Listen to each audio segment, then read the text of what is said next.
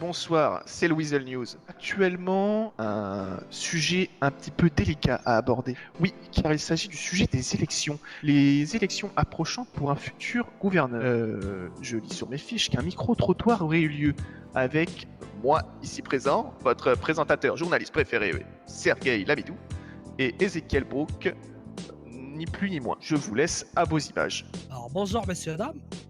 Ouais, J'aurais quelques questions à bonsoir. vous poser par rapport aux élections gouvernementales. Est-ce que vous comptez voter aux prochaines élections? Ouais. Bien sûr. Oui, nous comptons voter. Il est super important de voter. Le gouvernement part complètement en vrille. C'est n'importe quoi. Oui, je voterai quand même pour l'avenir de mon pays, quand même, malgré tout. Ça reste une chose importante, quand même. Bien sûr que j'irai voter. J'avais une autre question. Pour vous, qu'est-ce qu'un bon gouverneur? C'est une question assez suspendue, si je puis dire. C'est quelqu'un qui est à l'écoute de la population. Et qui donne des subventions pour les quartiers pauvres comme le nôtre. Voilà, c'est ça. Un bon gouverneur, c'est quelqu'un. C'est quelqu'un, tu sais, qui vient voir la communauté. Yo. Peu importe ses couleurs, yo. Il passe dans les quartiers et discute avec les gens, yo. Qu'attendez-vous de lui concrètement? Des sous. Un peu plus de grosses sanctions, entre guillemets, pour les gros poissons. Quels sont, selon vous, les plus gros problèmes de cette région? Et qu'est-ce qui pourrait être changé? Le gouverneur, je dirais. Nous ne voyons pas, nous ne savons pas qui c'est. C'est n'importe quoi. La LSPD. Le manque d'accompagnement à propos des individus placés en détention. C'est vrai que bon, on n'est pas vraiment dans une politique de réinsertion, disons. Et les plus gros problèmes, ce sont les braquages de particuliers, tels que les bijouteries, les supérettes, les tatoueurs, etc.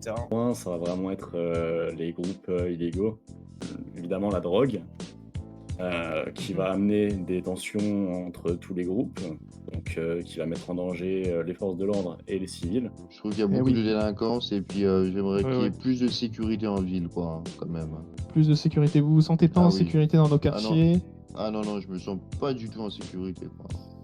Mais si jamais un jour ça vous arrive d'être en face d'eux, vous leur direz quoi? Vous leur direz les 4 vérités en face, quoi.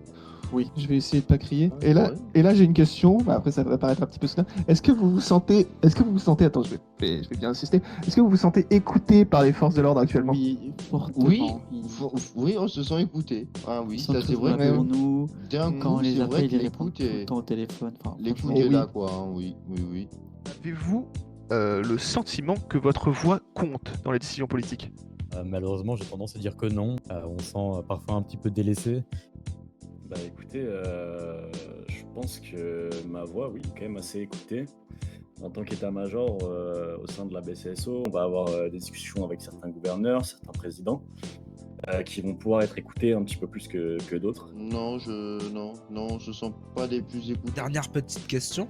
Est-ce que quelqu'un qui vient de la rue, comme vous, qui avait vécu un peu la misère et tout, mais qui n'a pas fait forcément de longues études ou qui vient pas des hauteurs de Vinewood, peut faire un bon politicien? Ah oui. Ouais, totalement. Parce que les études ne veulent rien dire si tout vient du fond de soi-même, si vous voyez du cœur. Ouais. Parce que, tu sais, un mec qui vient d'ici, on en connaît pas mal des gens ici, yo.